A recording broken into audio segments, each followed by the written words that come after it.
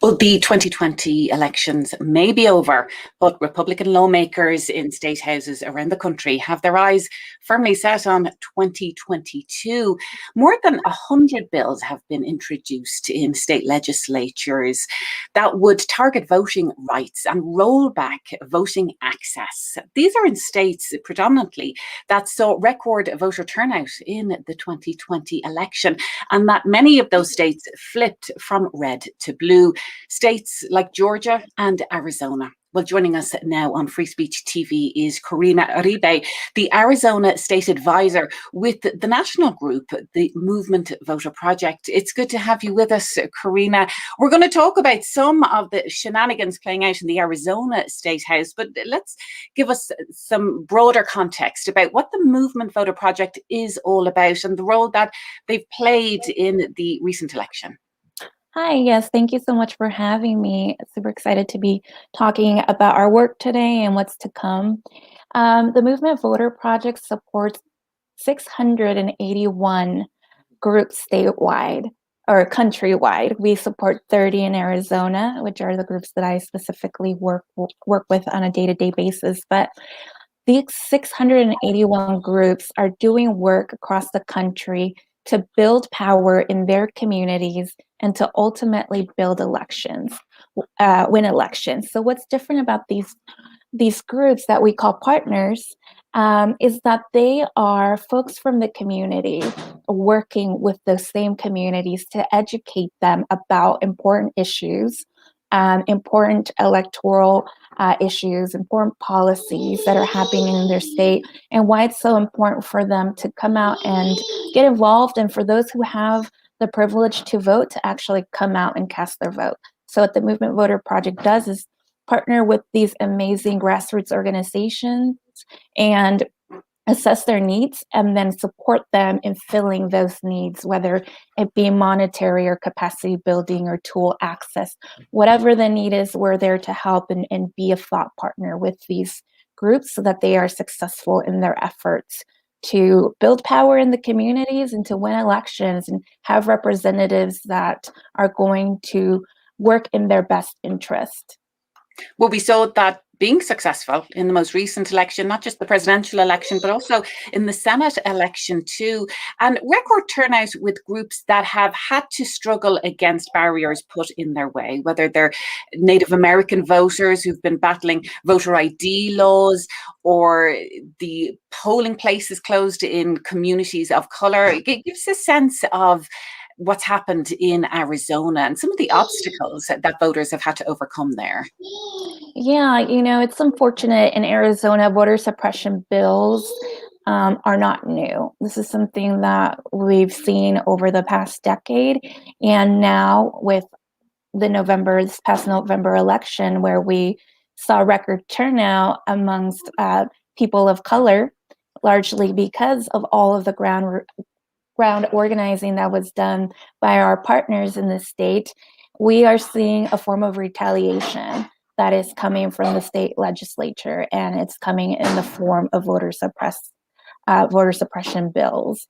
And in the past, we were, to give you some context, in Arizona, 80% of our voters receive a mail-in ballot and vote by mail. This was something that was initially introduced by the Republicans in our state, and now there are actively, as of this year, when the session started, introducing bills to try and purge the early voting list. So they are going and introducing these bills that would remove folks from the early voting rolls if they haven't voted in the last two elections, in an attempt to discourage voting.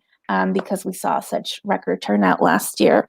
Other bills that they're proposing is making it mandatory to notarize your early mail-in ballot or to send in an ID to make your ballot be valid. So just making the process so much harder for folks that have been voting by mail for years. And so many of these bills are being put forward by Republican lawmakers who continue to put forward baseless claims and lies about voter fraud in 2020 in an effort, really, I suppose, to take everyone's attention away from the fraud that they're trying to enact by making it so incredibly difficult for people to simply cast a vote.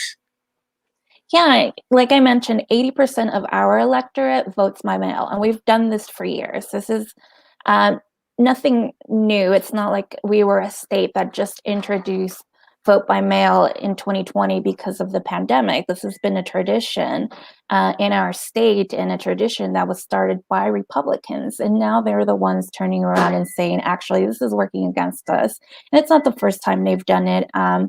A few years ago, and I believe in 2018 or 2016, they introduced a bill that made it, and it was ultimately passed, which is the scary part as we see some of these bills making their ways through the legislature this session, that made it a felony for our organizations to go around and help our community turn in their ballots, because that's something that our organizations would do.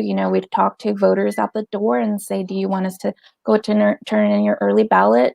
And then they effectively saw that was making it easier for folks to vote, primarily as Democrats or independents. And then they put in this bill, and it made it a felony for people to pick up ballots. And now we see that they are trying to pass all of these other bills to essentially make it so much harder for people to vote in the state. And it's discouraging, ultimately could be very discouraging to voters, and lower participation. And in fact, one of the most outrageous pieces of legislation that the Arizona State Legislature is considering is a measure that would allow state lawmakers to overturn the results of the presidential election. So, let alone putting barriers up in front of voters to stop them actually casting their ballot. But even when they've done that, they're looking for ways to completely overturn it. Yeah, you think it's a egregious abuse of power. Another one is a ballot measure. There's a few ballot initiatives that are saying, even if the public votes on a ballot measure that they proposed and put on the ballot and voted for, we can ultimately go back and change the language of the ballot if we find it to be unconstitutional or illegal. And that is, up to their discretion. So they're taking a stab at taking away any type of power from voters in this way, because they still hold majority, which we hope to change in the 2022 midterm. Another one is currently right now for ballot measures. So these are ballot initiatives put forward by the public, which, we've done an amazing job here in Arizona of moving these forward. In this last election, we moved Prop 208, which was passed by voters, to increase education funding in our state. And, that was a hard fight legally, because we were taken to the courts ultimately to try and remove the ballot measure from the ballot, but it was ultimately made it on the ballot, and then it was passed by voters. But now Republicans are saying you need more than the 50 plus 1% for a ballot measure to pass. You'll need 60% of the voter approval in order for ballot measures to pass, because they've seen what we've been able to do. In 2016, we passed Prop 206, which increased the minimum wage in Arizona. And that was a proposition moved forward by Lucha Arizona, one of our partners that we support on the ground. So we've built immense power and have moved the needle and flipped the state. And the Arizona legislature is mad, and they're retaliating, and they're trying to do everything in their power to suppress the vote and to take the ultimate voice of voters away. The fact that so many of these pieces of legislation do seem to be retaliatory, that they're a reaction to the record turnout that we saw, particularly in communities of color in states that did flip from red to blue, not only Arizona, but also in Georgia. And there are several bills there as well that particularly target the Black community. And one would restrict the Souls to the Polls movement, which would stop early voting on the Sunday, essentially before the election. And this has been a traditional day that Black churches have been able to organize their congregation after church, go to the polls and cast your vote. So it's a direct attack on that. Now, I know that the Movement Voter Project has been specifically identifying and supporting Black-led organizers who are working on this. Take us through why it is so important, because of these attacks that we're seeing in the state legislature, but just why this type of organizing is so crucial and why it needs to be supported. Yeah, grassroots organizing by communities of color in communities of color is what has transformed many of these states that were once red and now are blue, like Georgia, like Arizona, because their communities have said, we've had enough of these politicians and of these awful laws, more so, that are affecting our daily lives, not just when it comes to voter suppression bills, but to all of the other policies, like in Arizona, SB 1070, anti-immigrant policies. And now there's other policies here that are aiming to criminalize protesters, many of the Black Lives Matter movement, and give them felonies because of the protesting that they've done, because they're using their First Amendment right, their freedom of speech, their freedom to come out and say that this is wrong. So what we're doing at Movement Voter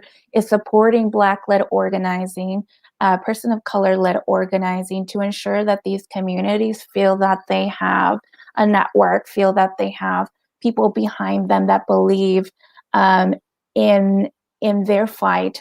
What they're seeking is equality and justice, and they're doing that through organizing their communities, right? Informing their communities, gathering their communities to inform them about issues that are happening that are important to them, and also by getting them out to vote.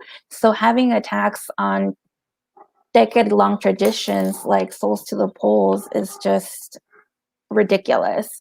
And it's such a blatant show of like an attack. It's not even trying to disguise what the objective is here, right? Which is to suppress the vote of this community, and doing it in such a way.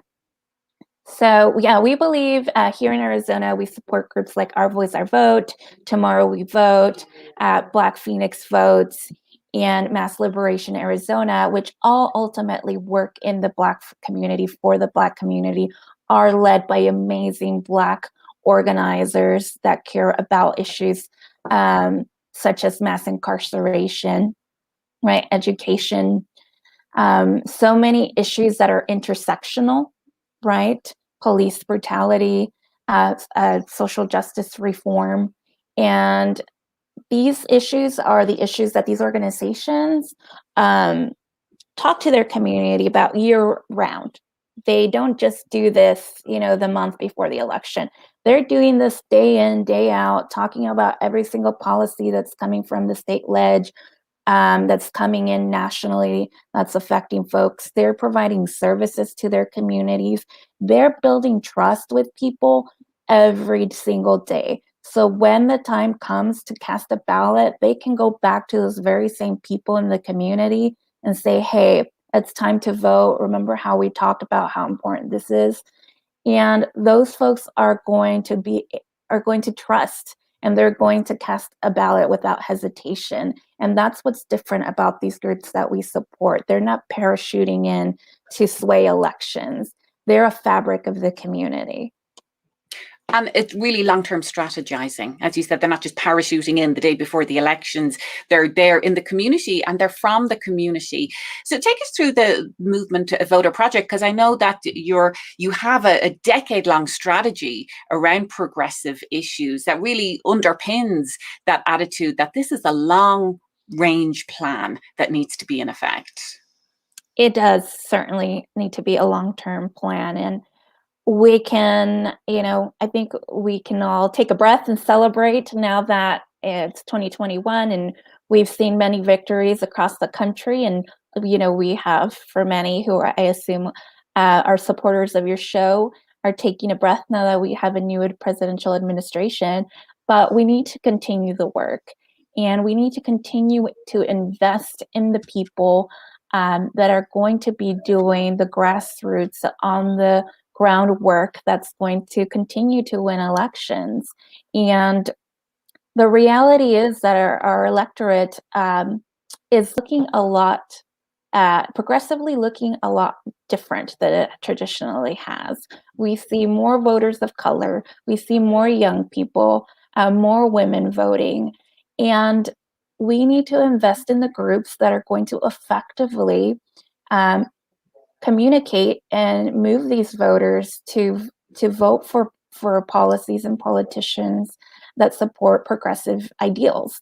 And when we talk to our community, we 90% of the time feel that they're going to vote in our favor with us in the ideals that we present to them when we're having conversations with them. And those are progressive issues, which are reproductive rights, funding for education, good immigration policy, economic justice, social justice, all of these different, access to healthcare, right? All of these things are very important to all of these working class people of color. And so what we believe is that if we continue to work with our partners, which are our grassroots organizing partners, and build a 10-year strategy that looks at the different opportunities that we have to engage voters, the different elections, and we really allow ourselves to imagine what it could look like if we worked together for 10 years and had a solid vision, then we could bring that vision to fruition. But it's going to take more than just, putting that vision on paper. It's going to take investment. And what the Movement Voter Project does is work with, normal people to gather all of the resources that are going to be needed to supply to these partners, to these groups, so that they can actually execute this vision and execute this strategy, this 10-year strategy, this decade of progress that we're looking at. And so we not only give tools, resources, all of those things, but we also give money. So that's important, right? People need to have the monetary needs to be able to implement these strategies. Well, I know people can find out a lot more about the Progressive Decade strategy, as well as how to support Black-led voter organizations at your website, movement.vote. But I'd like to talk about one of those progressive issues that's very personal to you, Korina, and this is immigration reform. You're organizing predates 2020, and it really goes back to your experience as being an undocumented immigrant and part of the Dreamer generation.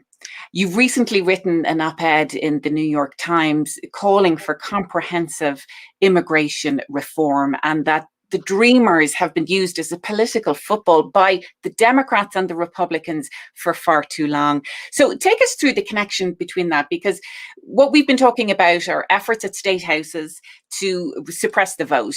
In Arizona, we're seeing that playing out. But we also saw over a decade ago the most anti-immigrant legislation in the country passed in the Arizona State House as well, 1070. So when we're talking about the need to have voter turnout and people weighing in and having their voices heard, there's a lot at stake for people just like you, Korina. Take us through that op-ed that you wrote in the New York Times and why immigration reform needs to happen, not just at a federal level, but that we need to be paying attention to state houses around the country too.